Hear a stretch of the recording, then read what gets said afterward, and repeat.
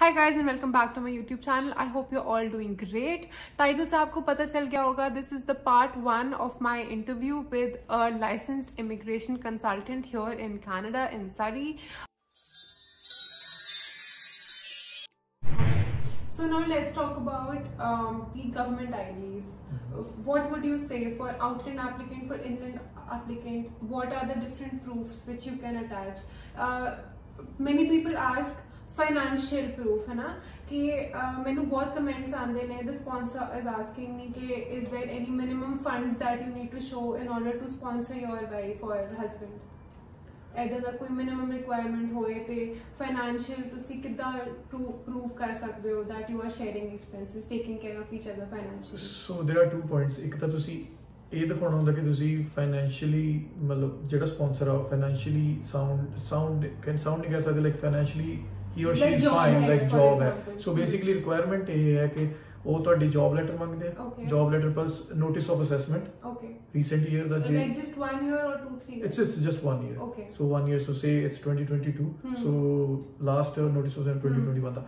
Again if you are unemployed ਤਾਂ ਤੁਹਾਨੂੰ ਉੱਥੇ ਮੈਂਸ਼ਨ ਕਰਨਾ ਪੈਂਦਾ ਕਿ ਤੁਸੀਂ ਆਪਣੇ ਆਪ ਨੂੰ ਫਾਈਨੈਂਸ਼ੀਅਲੀ ਕਿੱਦਾਂ ਸਪੋਰਟ ਕਰ ਰਹੇ ਹੋ. ਯੂ ਕੁਡ ਸੇ ਲਾਈਕ ਮੇਰੇ ਕੋਲ ਸੇਵਿੰਗ ਹੈ, ਜੇ ਤੁਹਾਡੇ ਕੋਲ ਸੇਵਿੰਗ ਪਈ ਅਕਾਊਂਟ ਬੈਂਕ ਅਕਾਊਂਟ ਚ ਹੈ ਤਾਂ ਇਟ ਵਿਲ ਬੀ ਸਫੀਸ਼ੀਐਂਟ. ਜੇ ਤੁਹਾਡੇ ਕੋਲ ਜੌਬ ਨਹੀਂ ਹੈ ਉਸ ਟਾਈਮ ਤੇ ਬਟ ਯੂ ਆਰ ਅਨਇੰਪਲੋਇਡ ਕਿ ਤੁਹਾਡੇ ਕੋਲ ਸੇਵਿੰਗ, ਤੁਸੀਂ ਕਹਿ ਸਕਦੇ ਕਿ ਮੈਂ ਸਪਾਂਸਰ ਕਰ ਰਿਹਾ ਆਪਣੇ ਲਾਈਕ ਸਪਾਊਸ ਨੂੰ ਬਟ ਮੇਰੇ ਕੋਲ ਸੇਵਿੰਗ ਹੈ, ਜੇ ਮੈਂ ਅਨਇੰਪਲੋਇਡ ਹਾਂ ਤਾਂ ਵੀ ਮੈਂ ਆਪਣੇ ਆਪ ਨੂੰ ਫਾਈਨੈਂਸ਼ੀਅਲੀ ਸਪੋਰਟ ਕਰ ਸਕਦਾ. ਬਟ ਵਾਟ ਅਬਾਊਟ ਪੀਪਲ ਜਿਹੜੇ ਬਿਜ਼ਨਸ ਕਰਦੇ ਪਏ ਨੇ ਇੱਥੇ, how do they prove their income? Do they have to attach invoices or is there any minimum amount that they need to show to sponsor?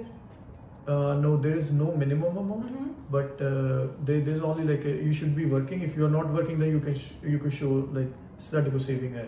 So business people are on the different ਉਹਨਾਂ ਦਾ profits ਜਾਂ ਜੋ ਵੀ ਉਹਨਾਂ ਦੀ different statement ਹੁੰਦੀ ਹੈ, ਜਿੱਦਾਂ notice of assessment ਹੁੰਦਾ ਉਹਨਾਂ ਦਾ different ਹੁੰਦਾ, ਸੋ ਉਹ show ਕਰ ਸਕਦੇ ਆ.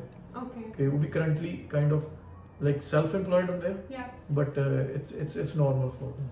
ਤੇ ਜਿਹੜੇ ਸੈਲਰੀਡ ਸਪਾਂਸਰਸ ਨੇ ਜਿਨ੍ਹਾਂ ਕੋਲ ਜੌਬ ਹੁੰਦੀ ਹੈ, do they need to attach their job offer letter, pay stubs? Like how do they have to attach any proofs ਕਿ yes you know ਸਾਡੇ ਕੋਲ ਜੌਬ ਹੈ ਤੇ it is legit? ਹਾਂਜੀ, ਉਹਨਾਂ ਨੂੰ ਸੋ ਜੌਬ ਲੈਟਰ ਸ਼ੋ ਕਰਨੀ ਹੁੰਦੀ. ਸੋ ਜੌਬ ਲੈਟਰ ਦੇ ਉੱਤੇ ਬੇਸਿਕਲੀ ਮੈਂਸ਼ਨ ਹੋਣਾ ਚਾਹੀਦਾ ਕਿ ਤੁਸੀਂ ਕਦੋਂ ਸਟਾਰਟ ਕੀਤੀ ਜੌਬ. ਇਹ ਪੁਆਇੰਟ ਕਵਰਡ ਹੋਣੇ ਚਾਹੀਦੇ ਉਹਦੇ ਤੇ ਕਿ ਤੁਸੀਂ ਤੁਹਾਡੀ ਵੇਜ ਕੀ ਆ, ਦੈਨ ਤੁਹਾਡਾ ਕਿੰਨੇ ਆਵਰਸ ਤੁਸੀਂ ਕੰਮ ਕਰਦੇ and like a description of the duties, right? So ਇਹ ਹੋਣਾ ਚਾਹੀਦਾ ਤੇ ਪਲੱਸ ਤੁਹਾਡਾ ਨੋਟਿਸ ਆਫ ਅਸੈਸਮੈਂਟ. ਇਹ 2 ਚੀਜ਼ਾਂ ਰਿਕੁਆਇਰਡ ਹੁੰਦੀਆਂ. ਬਟ ਅਗੇਨ ਜੇ ਤੁਹਾਡੇ ਕੋਲ ਪੇ ਸਟਬਸ ਹੈਗੀਆਂ, you can put that as an additional document. So if you just want to for example, if I have been in a job for 2 years, say I don't have my offer letter anymore, you know, I misplaced it, they I want to attach my pay stubs as proof. They कितने months they pay stubs they have to show? It's not required कि ਤੁਸੀਂ 2 ਜਾਂ ਮਤਲਬ 6 ਮਹੀਨੇ ਦੇ ਹੋਣੇ ਚਾਹੀਦੇ, ਕੁਝ ਹੋਣੇ ਚਾਹੀਦੇ. ਤੁਸੀਂ 2 months 3 months like roughly 2-3 ਮਹੀਨੇ ਆ ਜਾਂਦਾ ਹੈ otherwise, right? ਹਾਂਜੀ, ਅਸੈਸਮੈਂਟ ਆ ਜਾਂਦਾ. ਤੇ ਅਗੇਨ ਜੇ ਤੁਸੀਂ ਕਰੰਟਲੀ ਉੱਥੇ ਕੰਮ ਕਰ ਰਹੇ ਹੋ, ਤੁਸੀਂ ਉਹਨਾਂ ਤੋਂ ਜੌਬ ਲੈਟਰ ਲੈ ਸਕਦੇ ਹੋ. ਓਕੇ ਹਾਂਜੀ. Okay. Does it help if your boss writes a recommendation and ਇੱਦਾਂ ਦਾ ਵੀ ਕੁਝ ਅਟੈਚ ਕਰਨ ਦੀ ਲੋੜ ਹੁੰਦੀ ਹੈ?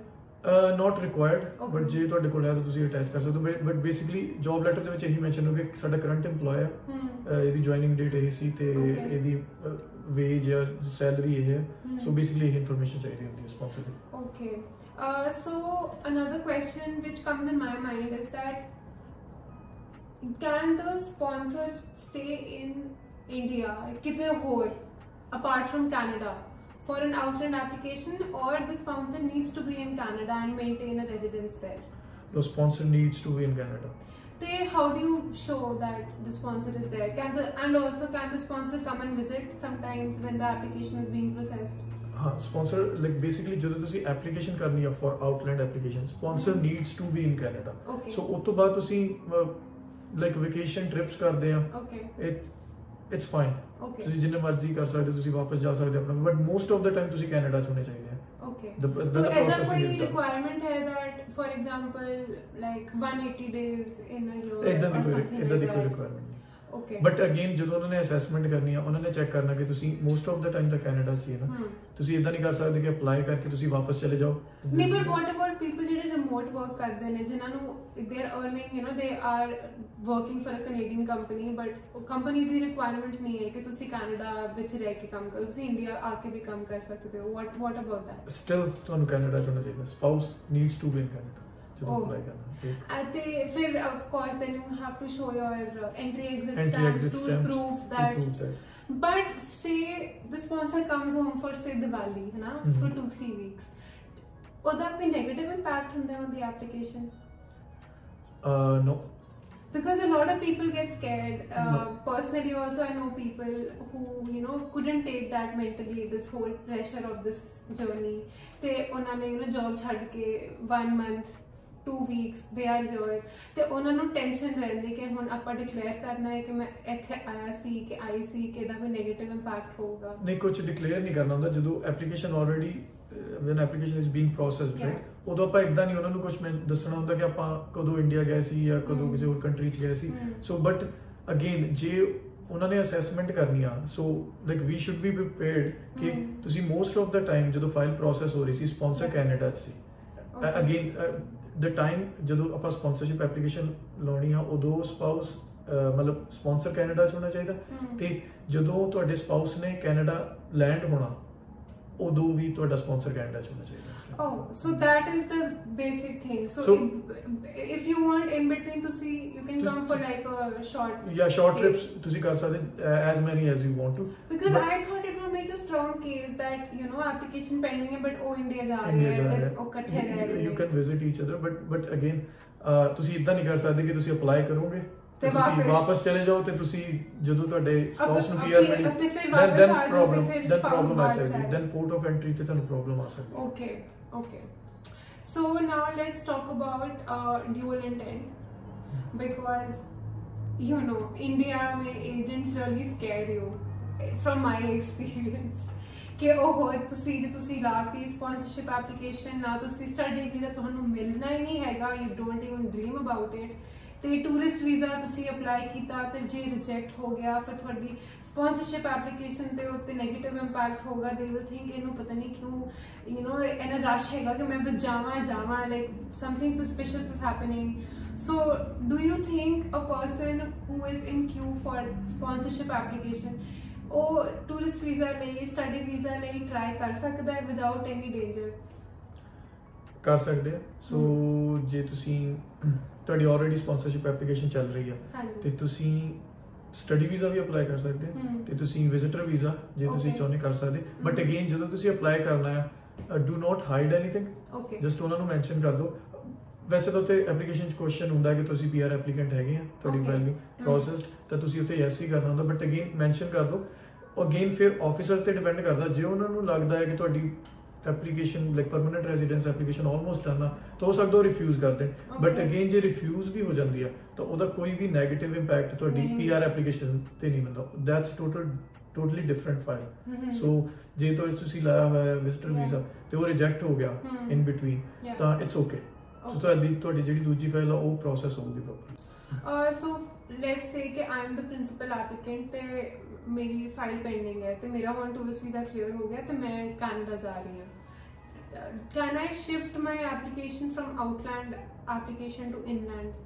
ਨੋ, ਵੀ ਕੈਨ ਨਾਟ। ਨਾਰਮਲੀ ਜੇ ਤੁਹਾਡੀ ਆਊਟਲੈਂਡ ਐਪਲੀਕੇਸ਼ਨ ਆ ਤੇ ਤੁਸੀਂ ਕੈਨੇਡਾ ਗਏ ਤੇ ਤੁਸੀਂ ਕਹਿੰਦੇ ਹੁਣ ਇਨਲੈਂਡ ਕਰਨੀ ਆ, ਸੋ ਇੱਕੋ ਹੀ ਸਟੈਪ ਆ, ਤੁਹਾਨੂੰ ਆਪਣੀ ਪੁਰਾਣੀ ਐਪਲੀਕੇਸ਼ਨ ਵਿਡਰਾ ਕਰਕੇ ਫਰੋਮ ਸਕ੍ਰੈਚ ਨਵੀਂ ਐਪਲੀਕੇਸ਼ਨ ਅਪਲਾਈ ਕਰਨੀ ਪੈਣੀ। ਬਟ ਇਟਸ ਬੈਟਰ ਕਿ ਉਹੀ ਚੱਲਦੀ ਰਹਿਣ ਦਿਓ। ਬਟ ਅਗੇਨ ਜੇ ਤੁਸੀਂ ਕੈਨੇਡਾ ਚ ਉਸ ਟਾਈਮ ਤੇ ਤੁਹਾਡੀ ਪ੍ਰੋਸੈਸਿੰਗ ਚੱਲ ਰਹੀ ਆ,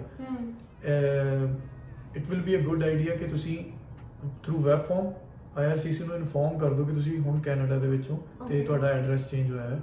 ਤੇ ਉਹਦੇ ਨਾਲ ਕੀ ਹੈ ਕਿ ਜੇ ਤੁਹਾਨੂੰ ਕੋਈ ਪਾਸਪੋਰਟ ਰਿਕੁਐਸਟ ਜਾਂ ਕੁਝ ਆਉਂਦਾ ਹੈ ਤਾਂ ਉਹ ਅਕੋਰਡਿੰਗਲੀ ਆਊਗਾ ਕਿ ਤੁਹਾਡੇ ਨਵੇਂ ਐਡਰੈਸ ਤੇ। तो you're saying that if मेरा सिर्फ PPR रहती है तो मैं इत्थे हाँ I can show an address update and PPR इत्थे आएगी फिर मैं इत्थों ही I can send it to wherever and get it stamped। हाँ जी। You mean like soft landing? Like how does it happen? So basically इन्होंने कोविड ਦੇ time ਤੇ ਸ਼ੁਰੂ ਕੀਤਾ ਸੀ ਕਿ ਇਹ ਪਾਸਪੋਰਟ ਰਿਕੁਐਸਟ ਨਹੀਂ ਸੀ ਆਉਂਦੀ। Okay. So ਜੇ ਤੁਸੀਂ ਆਲਰੇਡੀ ਇਨ ਕੈਨੇਡਾ ਆ ਤਾਂ ਤੁਹਾਡੀ ਵਰਚੁਅਲ ਲੈਂਡਿੰਗ ਹੋ ਜਾਂਦੀ ਸੀ। Okay. ਐਂਡ ਬਟ ਅਗੇਨ ਕਈ ਵਾਰ ਇਦਾਂ ਹੋ ਜਾਂਦਾ ਹੈ ਕਿ ਉਹ ਤੁਹਾਡਾ ਪਾਸਪੋਰਟ ਰਿਕੁਐਸਟ ਕਰ ਲੈਂਦੇ ਆ, ਬਟ ਜੇ ਤੁਹਾਡੇ ਪਾਸਪੋਰਟ ਤੇ ਰਿਕੁਐਸਟ ਤੇ ਵੀਜ਼ਾ ਸਟੈਂਪ ਹੋ ਕੇ ਆਉਂਦਾ, ਇਮੀਗ੍ਰੈਂਟ ਵੀਜ਼ਾ ਆਉਂਦਾ, ਤਾਂ ਤੁਹਾਨੂੰ ਜਾਂ ਤਾਂ ਫਲੈਗ ਪੁਲ ਕਰਨਾ ਪਏਗਾ ਜਾਂ ਕੰਟਰੀ ਆਊਟ ਕਰਕੇ ਫਿਰ US ਜਾ ਕੇ ਤੁਸੀਂ ਵਾਪਸ as a permanent resident enter ਹੋ ਸਕਦੇ ਆ, ਜਾਂ ਤੁਸੀਂ ਆਪਣੀ ਹੋਮ ਕੰਟਰੀ ਵਾਪਸ ਜਾ ਸਕਦੇ ਆ, ਲਾਈਕ ਇੰਡੀਆ ਜਾ ਕੇ ਉੱਥੋਂ ਵਾਪਸ ਆ ਕੇ ਫਿਰ ਐਜ਼ ਅ ਪਰਮਨੈਂਟ ਰੈਜ਼ੀਡੈਂਟ। ਤੇ if I'm in Canada on a tourist visa and my application is pending for the sponsorship, ਤੇ ਜੇ ਮੈਂ ਇੱਥੇ ਆ ਤੇ ਮੈਨੂੰ ਮੈਡੀਕਲ ਦੀ ਰਿਕੁਐਸਟ ਆ ਗਈ, can I get medical done here or do I have to go back to Yes, you can do it. ਤੇ ਫਿਰ basically there is no reason ਕਿ ਤੁਸੀਂ ਆਊਟਲੈਂਡ ਤੋਂ ਇਨਲੈਂਡ ਚ ਕਨਵਰਟ ਕਰਨਾ ਚਾਹੋਗੇ। There is no reason to ਤੁਹਾਡੀ already half of the processing almost done ਹੋਈ ਹੁੰਦੀ ਹੈ, so it will be a bad idea ਕਿ ਤੁਸੀਂ ਪੁਰਾਣੀ ਐਪਲੀਕੇਸ਼ਨ ਵਿਡਰਾ ਕਰੋ ਤੇ ਨਵੀਂ ਸਕ੍ਰੈਚ ਤੋਂ ਕਰੋ, then because the processing time will start from scratch again. So that is true. So coming on जिन्ना भी slight difference है between outland and inland the proof, ਜਿਹੜਾ ਤੁਸੀਂ ਪਹਿਲਾਂ mention ਕਰ ਰਹੇ ਸੀ, government IDs are different for inland application. If you could like tell us a bit about that. So basically government IDs ਜਦੋਂ ਆਪਾਂ outland applications ਲਈ mention ਕਰਦੇ ਹਾਂ, ਉਹਨਾਂ ਵਿੱਚ ਹੁੰਦਾ ਹੈ ਕਿ ਤੁਸੀਂ basically proof ਦੇਣਾ ਹੁੰਦਾ ਹੈ ਕਿ ਜਿਹੜੀ government IDs ਆਪਾਂ ਇੰਡੀਆ ਦੀਆਂ, ਟੇਕ ਐਨ ਐਗਜ਼ਾਮਪਲ, ਜੇ ਆਪਾਂ ਇੰਡੀਆ ਦੀ ਯੂਜ਼ ਕਰਦੇ ਹਾਂ, ਉਹਨਾਂ ਵਿੱਚ ਆਪਾਂ ਇਹ ਹੁੰਦਾ ਕਿ ਆਪਣੇ ਸਪਾਊਸ ਦਾ ਜਿਹੜਾ ਨਾਮ ਹੈ ਉਹ ਉਹਦੇ ਵਿੱਚ ਐਡ ਕਰਵਾਇਆ ਹੁੰਦਾ ਸੀ, ਪਾਸਪੋਰਟ ਦੇ ਵਿੱਚ ਸਪਾਊਸ ਦਾ ਨਾਮ ਐਡ ਹੋ ਜਾਂਦਾ, ਆਧਾਰ ਕਾਰਡ ਦੇ ਵਿੱਚ ਹੋ ਜਾਂਦਾ ਨਾ, ਠੀਕ ਹੈ। ਬਟ ਜੋ ਆਪਾਂ ਗਵਰਨਮੈਂਟ ਆਈਡੀਜ਼ ਇਨਲੈਂਡ ਐਪਲੀਕੈਂਟਸ ਲਈ ਨੇ, ਕਿਉਂਕਿ ਜਦੋਂ ਤੁਸੀਂ ਇਨਲੈਂਡ ਐਪਲੀਕੈਂਟ ਹੁੰਦੇ ਤੁਸੀਂ ਆਪਣੇ ਸਪਾਊਸ ਦੇ ਨਾਲ ਆਲਰੇਡੀ ਰਿਜ਼ਾਈਡ ਕਰ ਰਹੇ ਹੁੰਦੇ, ਤਾਂ ਉਹ ਆਈਡੀਜ਼ ਪ੍ਰੂਫ ਇਹ ਕਰਦੀਆਂ ਕਿ ਤੁਹਾਡੇ ਦੋਨਾਂ ਦੀ ਐਡਰੈਸ ਸੇਮ ਹੈ। IDs ਤੇ basically main purpose ਉਹਨਾਂ ਦਾ ਇਹ ਹੁੰਦਾ ਕਿ ਤੁਹਾਡਾ ਐਡਰੈਸ ਸੇਮ ਆ ਦੋਨੋਂ IDs ਤੇ, ਤਾਂ ਇਸ ਕਰਕੇ। But if I'm here as a tourist and that is when I apply as inland applicant, as a tourist can you have any Canadian ID, BC ID, driver's license, something? So ਉਹਦੇ ਵਿੱਚ ਮੈਂ ਇੱਕ ਚੀਜ਼ ਹੋਰ touch ਕਰਨੀ ਚਾਹੂੰਗਾ, ਜੇ ਤੁਸੀਂ ਇਨਲੈਂਡ ਐਪਲੀਕੈਂਟ ਆ ਤਾਂ ਤੁਸੀਂ ਆਪਣੀ ਐਪਲੀਕੇਸ਼ਨ ਦੇ ਨਾਲ ਓਪਨ ਵਰਕ ਪਰਮਿਟ ਦੀ ਐਪਲੀਕੇਸ਼ਨ ਵੀ ਲਾ ਸਕਦੇ ਹੋ। ਓਕੇ। ਸੋ ਜੇ ਤੁਸੀਂ ਇਨਲੈਂਡ ਐਪਲੀਕੈਂਟ ਆ ਤੇ ਤੁਸੀਂ ਕੈਨੇਡਾ ਦੇ ਵਿੱਚ ਆ, ਤਾਂ ਜਦੋਂ ਤੁਸੀਂ ਆਪਣੀ ਸਪਾਊਸਲ ਐਪਲੀਕੇਸ਼ਨ ਲਾਈ ਆ ਤਾਂ ਤੁਸੀਂ ਆਪਣਾ open work permit application just extra form ਹੁੰਦਾ ਉਹ ਸਬਮਿਟ ਹੋ ਜਾਂਦਾ ਐਪਲੀਕੇਸ਼ਨ ਦੇ ਨਾਲ। ਸੋ ਉਹਦੇ ਨਾਲ ਕੀ ਹੈ ਕਿ ਤੁਹਾਨੂੰ ਵਰਕ ਪਰਮਿਟ ਪਹਿਲਾਂ ਆ ਜਾਂਦਾ। ਓਕੇ। ਸੋ ਤੁਸੀਂ ਓਪਨ ਵਰਕ ਪਰਮਿਟ ਸਟੇਟਸ ਤੇ ਹੋ ਜਾਂਦੇ ਆ ਜਦੋਂ ਤੱਕ ਤੁਹਾਡੀ ਫਾਈਲ ਪ੍ਰੋਸੈਸ ਨਹੀਂ ਹੁੰਦੀ। ਸੋ ਉਦੋਂ ਤੁਸੀਂ ਆਈਡੀ ਜਾਂ ਸਰਵਿਸ ਬਣਾ ਸਕਦੇ ਹੋ। ਤੇ ਓਪਨ ਵਰਕ ਪਰਮਿਟਸ ਕਿੰਨਾ ਟਾਈਮ ਲੱਗਦਾ ਹੈ to get it processed? Right now roughly takes about 2 to 3 months. Oh, okay, that's good. And but again ਜੇ ਤੁਸੀਂ ਟੂਰਿਸਟ ਵੀ ਹੈ ਇੱਥੇ ਤਾਂ ਤੁਹਾਡੇ ਕੋਲ ਆਈਡੀ ਹੈ, ਹਲੇ ਕੈਨੇਡੀਅਨ ਆਈਡੀ ਕੋਈ ਹੈ ਨਹੀਂ ਹੈ ਨਾ, ਬਟ ਤੁਸੀਂ ਹੋਰ ਪ੍ਰੂਫ ਦਿਖਾ ਸਕਦੇ ਆ। ਸੇ ਤੁਹਾਡਾ ਕੋਈ ਜਿੱਦਾਂ ਤੁਸੀਂ ਰੈਂਟਲ ਪ੍ਰਾਪਰਟੀ ਤੇ ਰਹਿ ਰਹੇ ਹੋ ਤਾਂ ਤੁਹਾਡਾ ਜੁਆਇੰਟ ਰੈਂਟਲ ਐਗਰੀਮੈਂਟ, ਉਹ 'ਚ ਦੋਨਾਂ ਦੇ ਨਾਮ ਮੈਂਸ਼ਨ ਹੈ।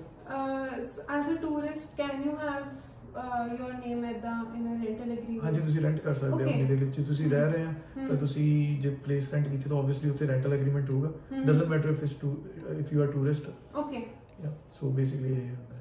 Okay, so now let's talk about the unfortunate cases ਜਿੱਥੇ application reject ਹੋ ਜਾਂਦੀ ਹੈ। It of course you know it could be because signature is missing or pin code, address or something is not adding up, कोई document रह गया। But जिथे application was complete ते वो गलती ना जो computer online system कोई glitch करके reject हो रही है। How do you fix that? So ਜੇ ਇਦਾਂ ਦੇ ਕੇਸ ਵਿੱਚ ਤੁਹਾਡੀ ਐਪਲੀਕੇਸ਼ਨ ਰਿਜੈਕਟ ਹੋ ਜਾਂਦੀ ਹੈ ਤੇ ਤੁਸੀਂ ਪੂਰੇ ਕੌਨਫੀਡੈਂਟ ਹੋ ਕਿ ਤੁਸੀਂ ਕੋਈ ਗਲਤੀ ਨਹੀਂ ਕੀਤੀ, but the first thing will be try to resubmit as soon as possible. Okay. ਜੇ ਤੁਹਾਨੂੰ ਲੱਗਦਾ ਹੈ ਕਿ ਨਹੀਂ ਤੁਸੀਂ ਉਸੇ ਐਪਲੀਕੇਸ਼ਨ ਨੂੰ ਪ੍ਰੋਸੈਸ ਕਰਨਾ ਹੈ ਤਾਂ ਆਈ ਵਿਲ ਰეკਮੈਂਡ ਕਿ ਤੁਸੀਂ ਆਪਣੇ ਲੋਕਲ ਮੈਂਬਰ ਪਾਰਲੀਮੈਂਟ ਜਿਹੜਾ ਆਫਿਸ ਹੁੰਦਾ ਹੈ ਉੱਥੇ ਕੰਟੈਕਟ ਕਰੋ ਵਿਦਨ ਕੈਨੇਡਾ, ਰਾਈਟ? ਤੇ ਉਹਨਾਂ ਦੇ ਤੁਸੀਂ ਸਟਾਫ ਨੂੰ ਜੇ ਤੁਸੀਂ ਕੰਟੈਕਟ ਕਰਦੇ ਹੋ ਤਾਂ ਉਹ ਤੁਹਾਡੇ ਤੋਂ ਤੁਹਾਡੀ ਇਨਫੋਰਮੇਸ਼ਨ ਲੈ ਲੈਂਦੇ ਆ ਤੇ ਉਹ IRCC ਨੂੰ ਕੰਟੈਕਟ ਕਰਕੇ ਤੁਹਾਨੂੰ ਡੀਟੇਲਡ ਸਟੇਟਸ ਦੇ ਦਿੰਦੇ ਕਿ ਕੀ ਗਲਤੀ ਹੋਈ ਹੈ ਐਂਡ ਤੇ ਉਸ ਤੋਂ ਬਾਅਦ ਵੀ ਜੇ ਤੁਹਾਨੂੰ ਲੱਗਦਾ ਹੈ ਕਿ ਨਹੀਂ ਹੋ ਰਿਹਾ ਕੁਝ ਵੀ ਤਾਂ again there is an appeal, but I'll recommend if ਤੁਹਾਡੇ ਕੋਲ ਦੂਸਰੇ ਮਤਲਬ ਹੈਗੇ ਆ ਕਿ ਦੂਸਰੇ ਪਾਥਵੇ ਹੈਗੇ ਆ ਤਾਂ do not go for appeal, ਤਾਂ ਵੈਰੀ ਫਰਸਟ ਥਿੰਗ ਜੇ ਤੁਸੀਂ ਰੀਅਪਲਾਈ ਕਰ ਸਕਦੇ ਆ ਅਮੈਂਡ ਕਰਕੇ ਜਾਂ ਉਹਨਾਂ ਨੂੰ ਲੈਟਰ ਆਫ ਐਕਸਪਲੇਨੇਸ਼ਨ ਲਾ ਕੇ ਕਰ ਸਕਦੇ ਤਾਂ better do it because appeal process ਥੋੜਾ ਜ਼ਿਆਦਾ ਚੱਲ ਜਾਂਦਾ ਕਈ ਵਾਰ ਸਾਲ 2 ਸਾਲ but just for general knowledge ਜੇ ਅਪੀਲ ਪੈਂਡਿੰਗ ਹੈ ਤੁਸੀਂ ਐਸ ਟੂਰਿਸਟ ਵੀਜ਼ਾ ਤੁਸੀਂ ਕੋਈ ਫਰੈਸ਼ ਐਪਲੀਕੇਸ਼ਨ ਟਰਾਈ ਕਰਕੇ ਇੱਥੇ ਆ ਸਕਦੇ ਹੋ ਤੁਸੀਂ ਅਪਲਾਈ ਤਾਂ ਕਰ ਸਕਦੇ ਆ ਬਟ ਚਾਂਸਸ ਆ ਜੇ ਤੁਹਾਡੀ ਅਪੀਲ ਚੱਲ ਰਹੀ ਹੈ ਤਾਂ ਰਿਜੈਕਸ਼ਨ ਦੇ ਚਾਂਸਸ ਹੋਣਗੇ ਕਿ ਕਿਉਂਕਿ ਤੁਹਾਡਾ ਇੱਕ ਤਰ੍ਹਾਂ ਨਾਲ ਕੇਸ ਚੱਲ ਰਿਹਾ ਹੈ ਉਹ ਤੇ ਬੈਟਰ ਇਹੀ ਹੈ ਕਿ ਰੀਅਪਲਾਈ ਕਰ ਦਿਓ ਜੇ ਤੁਹਾਨੂੰ ਲੱਗਦਾ ਕਿ ਮਾਈਨਰ ਜੀ ਕੋਈ ਮਿਸਟੇਕ ਆ ਤਾਂ ਆਈ ਨਾਟ ਰეკਮੈਂਡ ਕਿ ਤੁਸੀਂ ਅਪੀਲ ਕਰੋ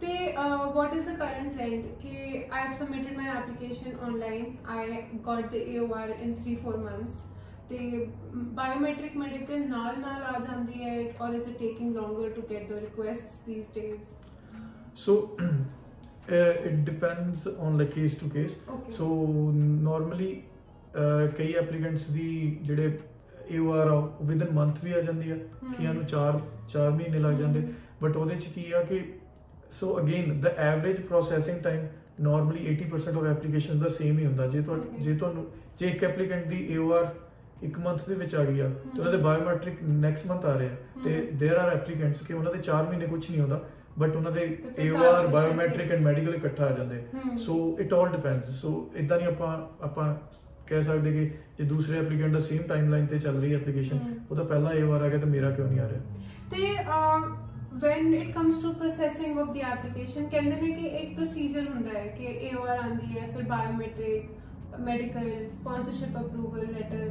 ਫਿਰ ਆਂਦਾ ਹੈ pre arrival services is it a letter ਜਿਹੜਾ ਸਾਰਿਆਂ ਨੂੰ ਆਂਦਾ ਹੈ or is it a good indication ਕਿ ਤੁਹਾਡੀ ਐਪਲੀਕੇਸ਼ਨ ਹੁਣ ਵਧੀਆ ਹੋ ਰਹੀ ਹੈ ਕਿ ਜੇ ਤੁਹਾਨੂੰ ਪ੍ਰੀ ਅਰਾਈਵਲ ਮੇਲ ਆ ਗਈ ਮਤਲਬ ਕਿ ਹੁਣ you are clear it's all good to go so ਜਦੋਂ pre arrival letter ਆਉਂਦੀ ਹੈ so it's basically ਕਿ ਤੁਹਾਡੀ 90-95% of application complete ਹੋ ਚੁੱਕੀ ਹੈ so ਤੁਹਾਨੂੰ like PPR ਜਲਦੀ ਆਏਗੀ and sometimes pre arrival letter ਨਹੀਂ ਆਉਂਦੀ so the chances are rare most of the applicants ਜਿਹੜੇ ਹੈਗੇ ਉਹਨਾਂ ਨੂੰ ਆ ਜਾਂਦੀ ਹੈ but ਕਈ ਵਾਰ ਨਹੀਂ ਆਉਂਦੀ ਤੇ ਤੁਹਾਨੂੰ ਸਿੱਧੀ PPR ਹੀ ਆਉਂਦੀ ਹੈ so ਤੁਸੀਂ ਕਈ ਵਾਰ pre arrival letter ਦੀ ਵੇਟ ਕਰਦੇ ਆ but PPR ਆ ਜਾਂਦੀ but that's okay too